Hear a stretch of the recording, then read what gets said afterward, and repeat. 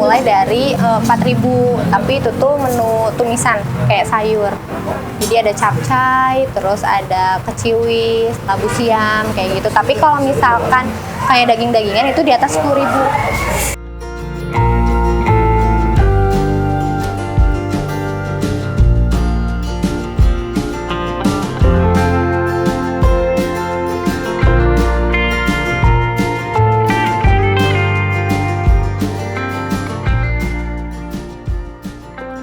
Jadi Dapur Milaca itu usaha masakan rumahan, tapi dia juga ada cateringnya. Jadi nggak cuma makanan prasmanan, tapi kita juga banyak variatif makanan menunya. Ada nasi box, terus tumpeng, terus kita juga ada snack box, rujak tampah gitu.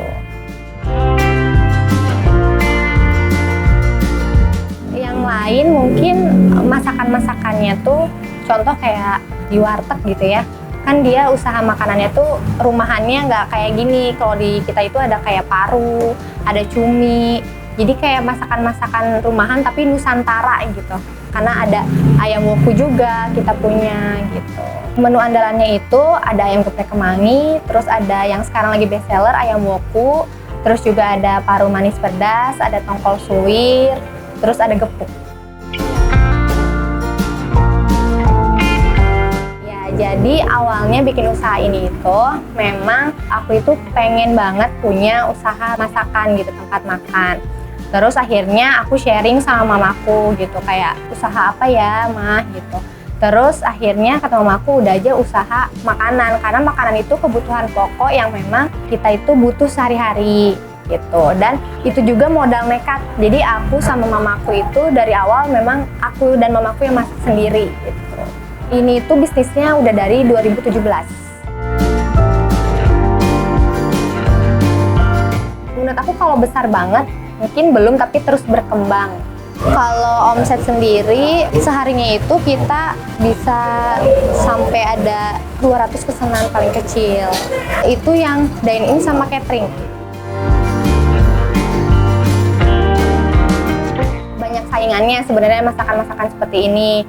Terus juga tantangan waktu awal-awal itu dari sepinya pelanggan, terus juga minim karyawan. Jadi bener-bener aku yang dari awal masak, terus aku anter sampai ke konsumen, terus aku juga yang belanja ke pasar gitu.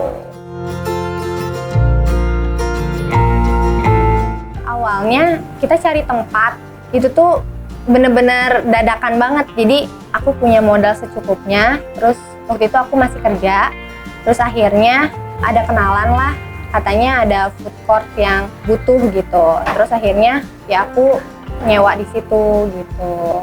Aku waktu di sana itu di food court selama setahun. Dari setahun aku langsung pindah.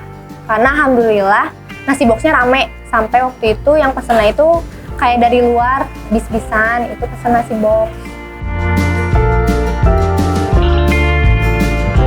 Ya itu dia, mungkin kita banyak variatif makanannya, dan memang aku pengen besarin di catering.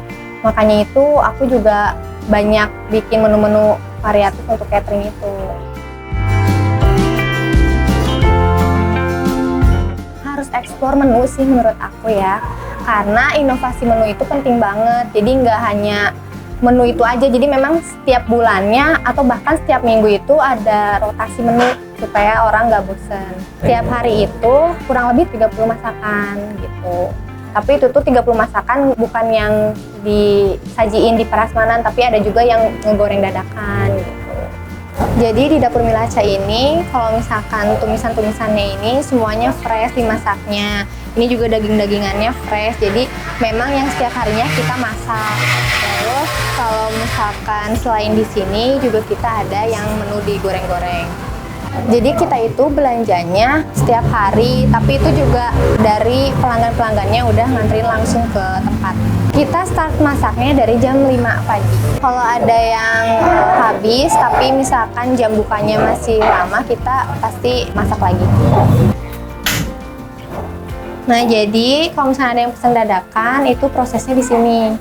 Jadi yang kerja itu di dapur ada 3 orang, tapi nanti kalau misalkan kalau banyak pesanan itu kita ada pegawai tambahan. Mungkin kita dari terus posting, terus juga dari foto makanannya juga harus menarik, penataannya rapi, terus juga promosi ke teman-teman. Jadi suka kirim-kirim makanan ke temen gitu, cobain. Terus kalau emang enak, review, dan itu harus jujur gitu. Kalau reseller sih belum kepikiran, cuma sekarang sih lagi pengen kembangin di catering gitu. Atau mungkin nanti pengennya buka cabang gitu. Kalian jangan takut untuk mulai, jangan takut untuk gagal. Terus kalian juga harus konsisten, karena bisnis itu kalau nggak konsisten ya susah jalannya. Terus juga kalian harus bisa menangkap tiap peluangnya.